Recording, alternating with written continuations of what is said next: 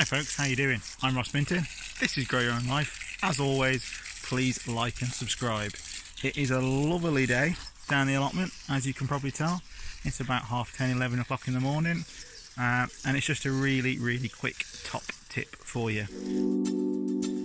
Basically, cutting a long story short, when the weather's like this in the UK, we're not geared up really to the really hot weather, and obviously we need to make sure everything's watered, otherwise plants will soon die because of the intense heat. And one of the things that a lot of people forget about is their greenhouses. Not the watering of the plants inside the greenhouses, but actually watering the greenhouses themselves. Yes, if you wet the floor of your greenhouse, and even if you spray the outside of your greenhouse 1, 2, 3 times a day, you can decrease the temperature inside by quite a lot. You can easily drop it by 5 or 10 degrees. And that might sound like a bit of an oxymoron because you want greenhouses to be hot, but you don't want them too hot, because it doesn't matter what you're growing, plants will soon scorch and they will die. Things like cucumbers and tomatoes, which do like the heat, will still get a little bit of sunburn.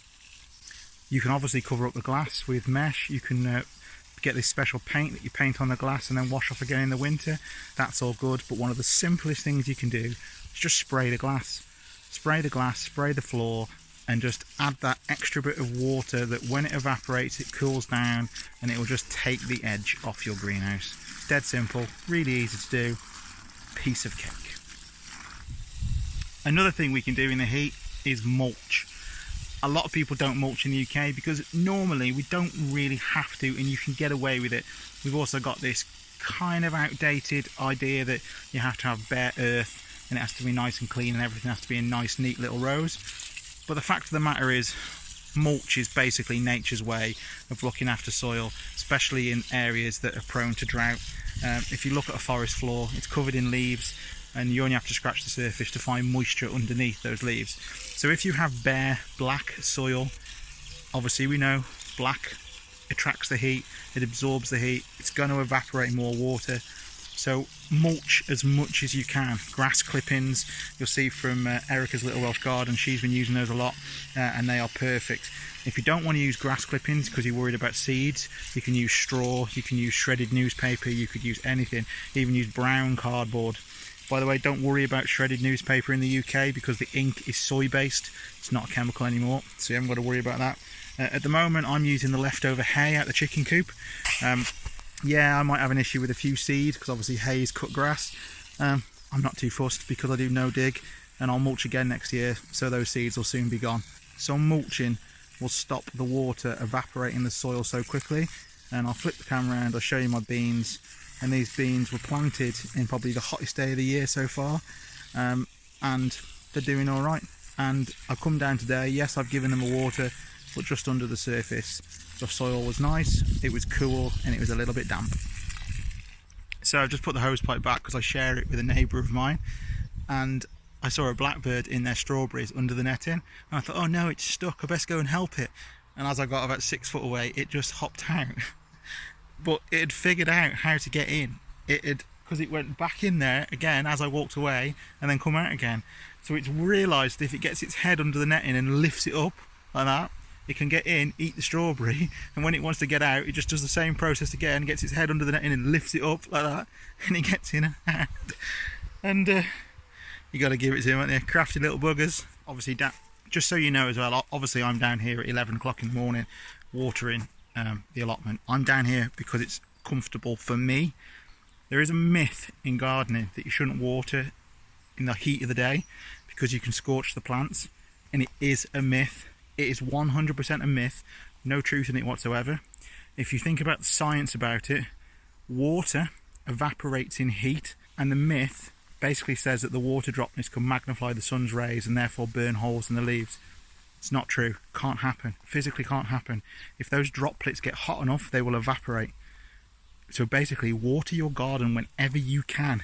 If it suits your diary, if it suits your day to water in the middle of the day, water in the middle of the day. You won't hurt the plants.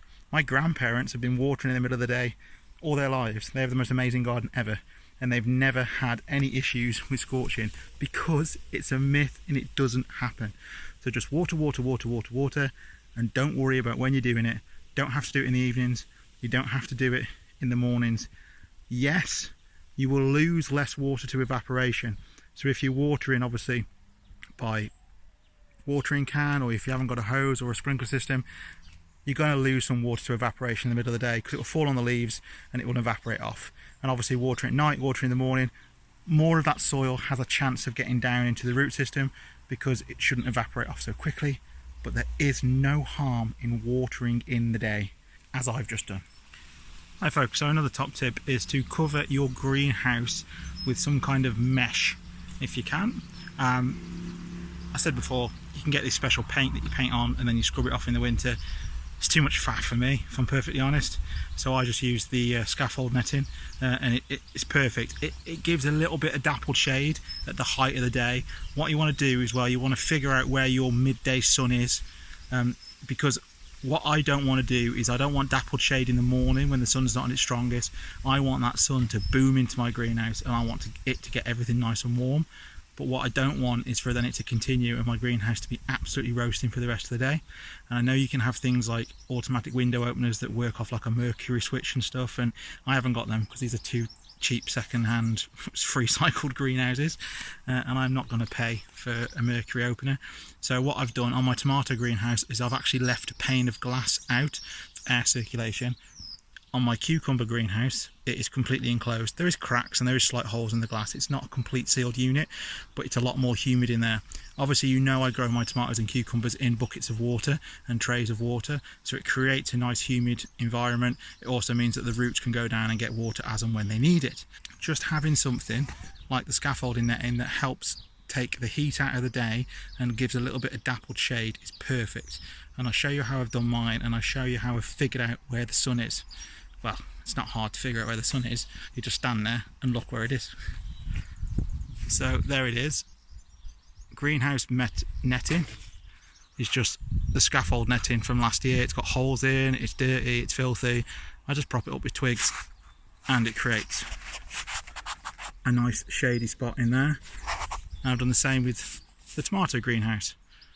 And the reason I've done that is because the sun in the morning comes up here and it goes around the allotments in an arch, and the peak of the day it's about there, and it booms down on this two sides of the greenhouses. So just having the netting on the apex on the left hand side of both of them helps me so much with any damage to the plants. If I don't do it, anything that's up against the glass scorches really bad, but that helps. And it's so simple, and it's just offcuts of fence and wood and canes holding it in place. And I find that because the edges of the greenhouse are quite sharp, the net sticks to them, and it's very rare that I lose any to the wind. Has to be some serious wind to get it off. So there we go, folks.